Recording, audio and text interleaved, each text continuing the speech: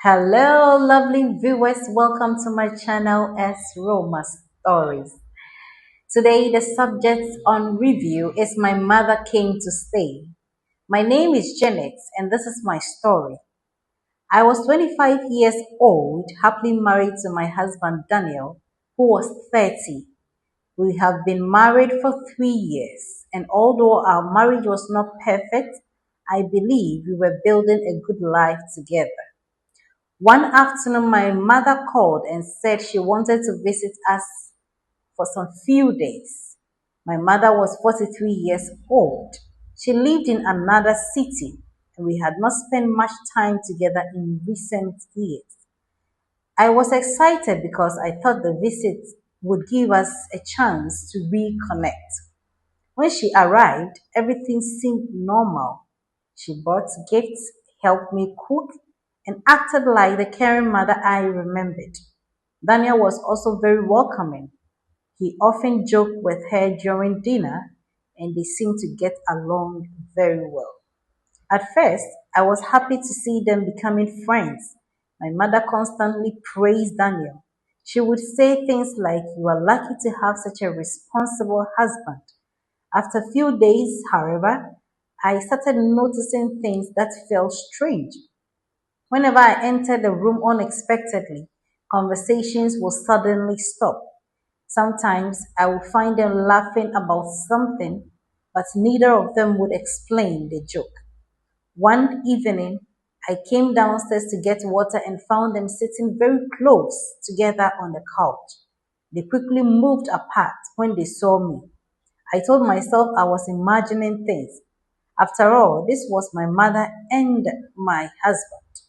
The thought that anything inappropriate could happen between them felt impossible.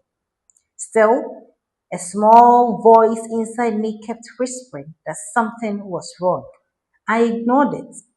That was my biggest mistake. Over the following week, my discomfort became harder to ignore. My mother extended her stay, claiming she wanted to spend more time with me. Daniel seemed unusually happy about it. Every time I suggested booking her return ticket, he would quickly change the subject. One morning, I forgot my phone at home and returned from work earlier than expected. As I entered the house, I heard laughter coming from the kitchen. I walked in and found Daniel feeding my mother a piece of cake. They both jumped when they saw me. My mother immediately explained that it was a joke. Daniel laughed nervously and agreed. I wanted to believe them. That night, I confronted Daniel. "Don't you think you are becoming a little too close to my mother?" I asked.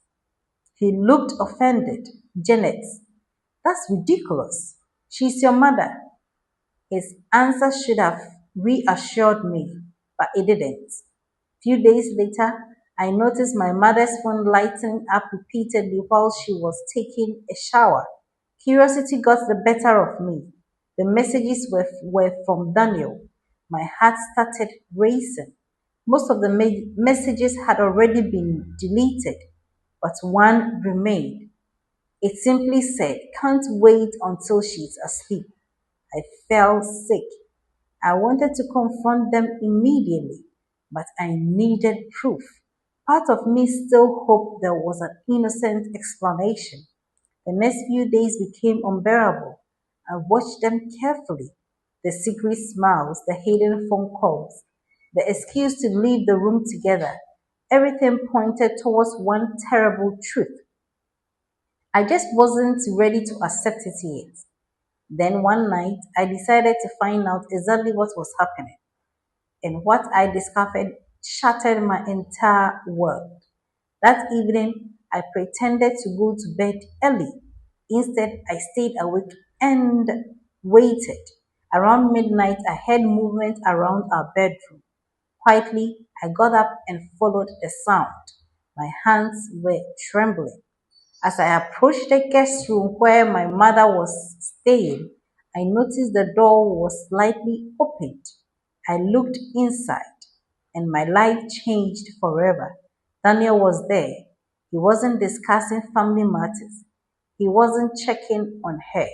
They were embracing each other like lovers. For several seconds, I couldn't move. I couldn't breathe. I couldn't believe what I was seeing. Then I pushed the door open. Both of them froze. The silence that followed felt endless. My mother started crying immediately. Daniel tried to explain. Neither explanation mattered. I had seen enough. I screamed at both of them. Years of trust, love, and respect disappeared in a single moment. The worst part was not Daniel's betrayal, it was my mother's.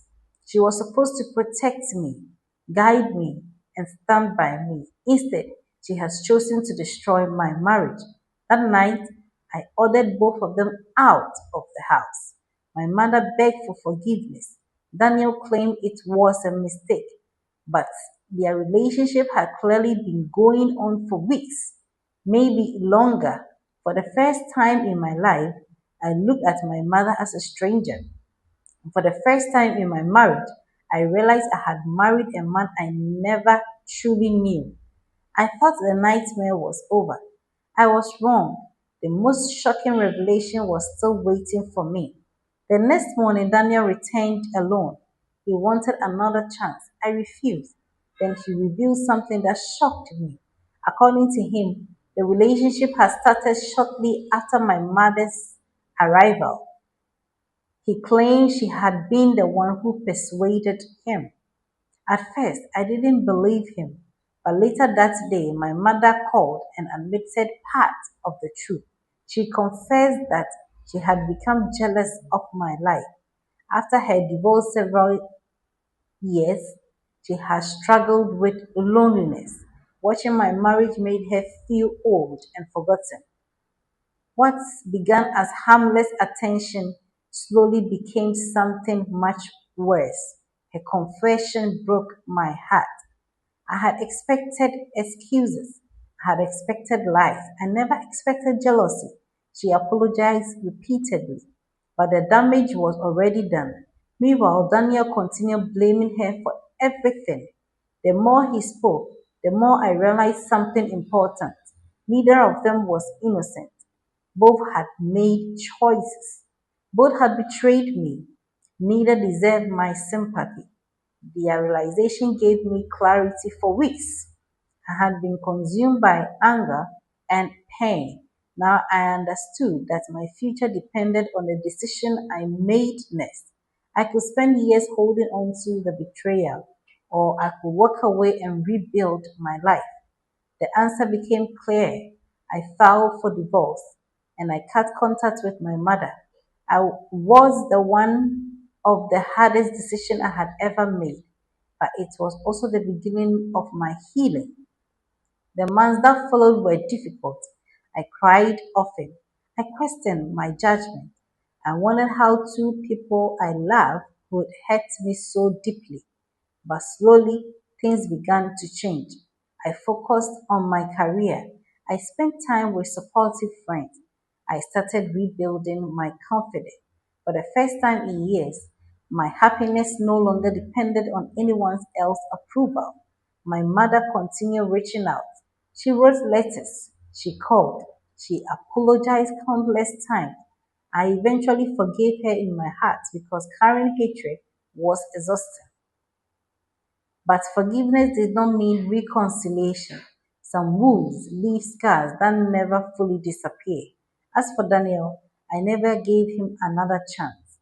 A man who could betray his wife with her own mother was not someone I could trust again. Today, I'm stronger than I ever imagined possible. The experience taught me that betrayal does not define you. Your response to betrayal does. Looking back, I do not regret choosing myself. I do not regret walking away. And I do not regret protecting my peace. That decision saved me. Now I want to hear from you. If you were in my position, would you have forgiven your mother and given her another chance in your life? Or would you have made the same decision I made? Share your views with me in the comment section. Thank you.